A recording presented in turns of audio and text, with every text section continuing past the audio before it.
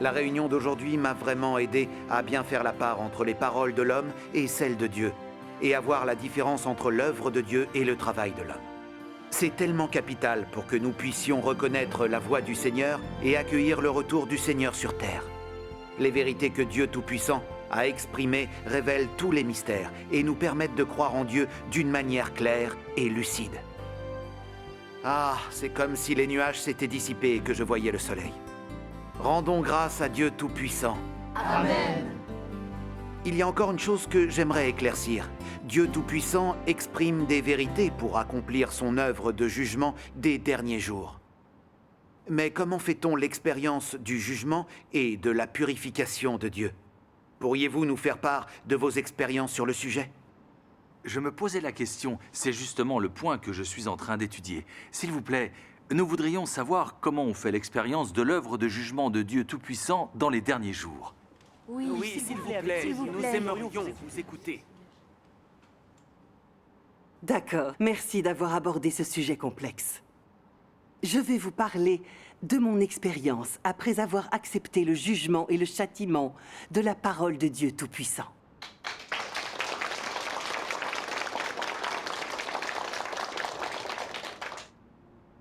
Cela fait maintenant un peu plus de 30 ans que je crois en Dieu. Depuis toujours, je sers le Seigneur et je me dépense pour lui avec passion et dévouement. Bien sûr, j'ai eu moi aussi mon lot de souffrances. J'ai beaucoup voyagé et je me suis rendu dans des pays comme l'Afrique du Sud ou les Philippines pour y prêcher l'évangile du Seigneur. Je pensais que dans cette société moderne, individualiste et matérialiste, quelqu'un qui, comme moi, abandonnait tout pour œuvrer sans relâche pour le Seigneur était forcément quelqu'un qui aimait le Seigneur. Tout ce que je faisais avait certainement pour objectif d'être accepté par le Seigneur. Je pensais que quand le Seigneur viendrait, je serais sûrement conduite dans le royaume des cieux pour y être largement récompensée. C'est seulement après avoir reconnu l'œuvre de Dieu Tout-Puissant des derniers jours que j'ai pu me rendre compte à quel point mon raisonnement était faux et arrogant. Permettez-moi de vous lire un passage.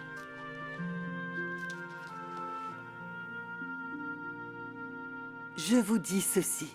Vous aspirez seulement à recevoir la grâce de Jésus, et vous voulez simplement profiter du royaume bienheureux du ciel.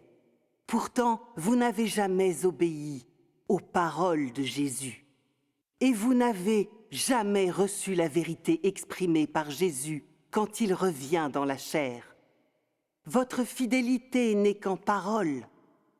Votre connaissance est simplement intellectuelle et conceptuelle. Vos labeurs visent seulement à recevoir des bénédictions du ciel, et donc, à quoi votre foi doit-elle ressembler? Votre cœur est rempli de désirs et de richesses, votre esprit de choses matérielles. Chaque jour, vous calculez comment obtenir quelque chose de moi.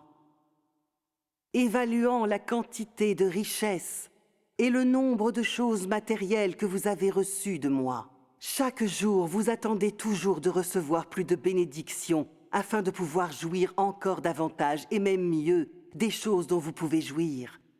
Ce dont vous avez besoin n'est pas la vérité et la vie. Ce n'est pas les principes relatifs à votre comportement, et ce n'est particulièrement pas mon œuvre soignée. Ce dont vous avez besoin, c'est tout ce que vous possédez dans la chair, richesse, statut, famille, mariage, etc. Vous êtes complètement indifférent à mes paroles et mon œuvre. Alors je peux résumer votre foi en un mot tiède. Vous ferez n'importe quoi pour réaliser les choses auxquelles vous vous consacrez absolument, mais j'ai découvert que vous ne négligez pas tout dans l'intérêt des sujets concernant votre croyance en Dieu. Plutôt, vous êtes juste relativement loyaux et relativement sérieux. C'est pourquoi je dis que ceux qui n'ont pas un cœur de sincérité absolue sont défaillants dans leur croyance en Dieu. Réfléchissez attentivement. Y a-t-il beaucoup de défaillants parmi vous?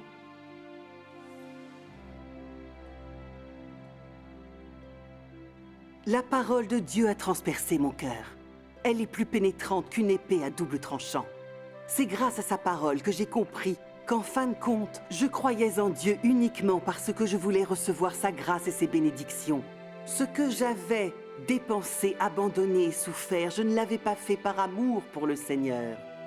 C'était en fait une monnaie d'échange pour obtenir les bénédictions du royaume des cieux et pour recevoir une plus grande récompense plus tard. Mes motivations malsaines, mes tentatives de négociation avec Dieu et les divers moyens que j'avais employés ont été complètement exposés à la lumière du jour. Tout ça était affreusement laid et méprisable. J'ai pris le temps d'analyser ma façon de croire en Dieu pendant toutes ces années. Quand le Seigneur me privilégiait en m'accordant la grâce de l'harmonie en famille, d'un peu de richesse et de confort et de la paix en toutes choses. J'étais empli de joie, je rendais grâce au Seigneur et je louais le Seigneur. Mais quand j'étais confronté au malheur, aux tourments ou aux épreuves, et que je priais le Seigneur sans qu'il ne m'accorde ce que je lui demandais, mon cœur s'emplissait de reproches. Je ne comprenais pas le Seigneur et je m'éloignais de lui. Je parlementais même avec le Seigneur. Et je refusais de me dépenser pour le Seigneur. Mais dès l'instant où je pensais pouvoir à nouveau recevoir les bénédictions du royaume des cieux et les récompenses de Dieu, j'étais de nouveau motivé pour travailler pour le Seigneur. Maintenant que j'y pense, je ne croyais pas vraiment en lui. Je n'aimais pas vraiment le Seigneur. J'essayais de marchander avec le Seigneur, de le tromper et de l'utiliser à mon service. C'est exactement comme Dieu le dit lui-même.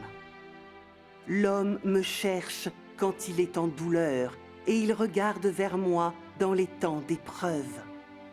En temps de paix, il aime ma présence. Lorsqu'il est en danger, il me nie. Quand il est occupé, il m'oublie. Et quand il est inactif, il me sert seulement selon la forme. Personne ne m'a jamais aimé tout au long de sa vie. Quand la parole de Dieu Tout-Puissant m'a mise à découvert, j'ai eu profondément honte, sans avoir d'endroit où me cacher. Et j'ai enfin compris que je croyais en Dieu, mais que je ne traitais pas Dieu comme étant Dieu. Je ne lui montrais pas de véritable obéissance ni de dévouement. J'étais pleine d'exigences et de requêtes. J'avais un comportement égoïste et méprisable. J'étais avide et tournée vers moi. Je comprends maintenant que ma nature était totalement satanique. J'étais un être mauvais et méprisable. Et dans mon cœur, je ne cherchais égoïstement que mon bonheur. Il faut aimer Dieu parce qu'il est Dieu et que c'est un Dieu saint et juste. En faisant comme je le faisais, en l'aimant sous condition, en cherchant l'accomplissement de mon propre bonheur, même si j'avais suivi Dieu toute ma vie, je n'aurais jamais pu obtenir l'approbation de Dieu à la fin des fins. Et j'aurais seulement été abandonné et rejeté par Dieu. Une fois que j'ai compris ça, j'ai relu quelques-unes des paroles de Dieu Tout-Puissant. Veuillez prendre la page 342. La foi en Dieu a pour but de t'amener à obéir à Dieu, à aimer Dieu et à accomplir le devoir qui doit être accompli par une créature de Dieu.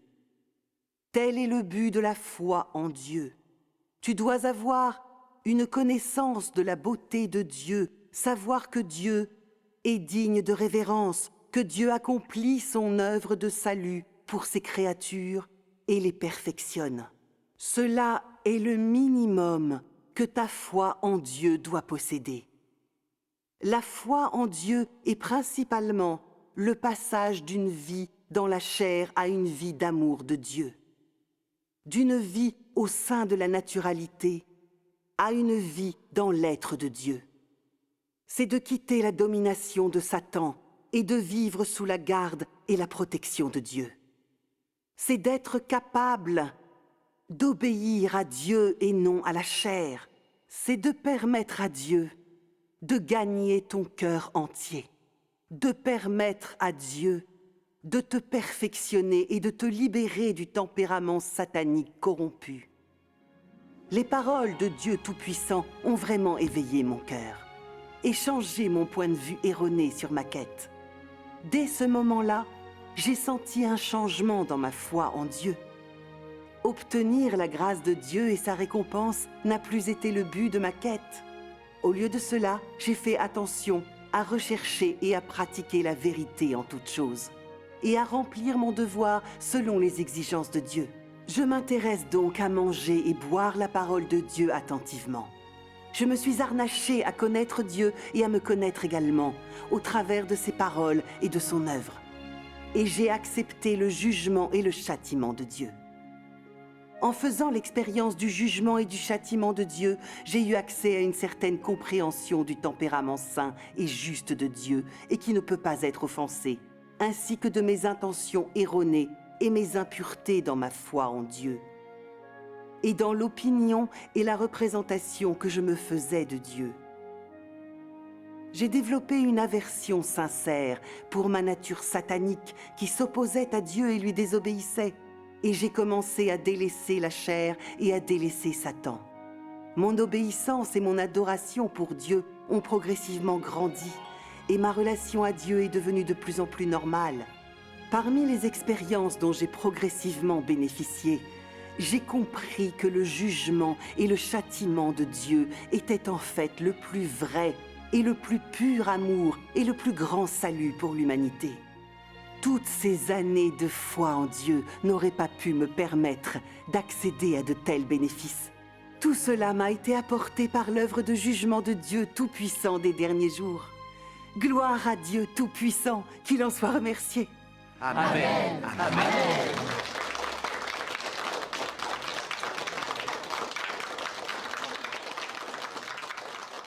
C'est formidable de recevoir ces témoignages concrets. Cela m'a permis de voir que la parole de Dieu Tout-Puissant peut juger l'homme, le purifier et le transformer. Maintenant, je suis absolument certain que Dieu Tout-Puissant est l'avènement du Seigneur Jésus. La parole de Dieu Tout-Puissant a démasqué les mauvaises intentions qui se cachent derrière la foi en Dieu. Qui d'autre que le Seigneur Jésus à son retour sur terre pourrait exprimer des paroles aussi puissantes et pleines d'autorité? La parole de Dieu Tout-Puissant est effectivement la voix de Dieu. Il est clair que Dieu Tout-Puissant est le Seigneur Jésus qui est revenu. Gloire à Dieu Tout-Puissant, remercions Dieu. Amen. Maintenant, je me sens éclairé. Le Seigneur Jésus est revenu parmi nous sur terre. Et ainsi donc, nous retrouvons à nouveau le Seigneur Jésus. Amen.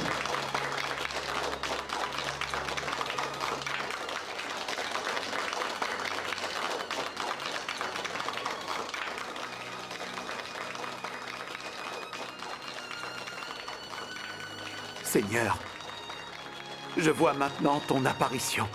Je sais maintenant que tu es là.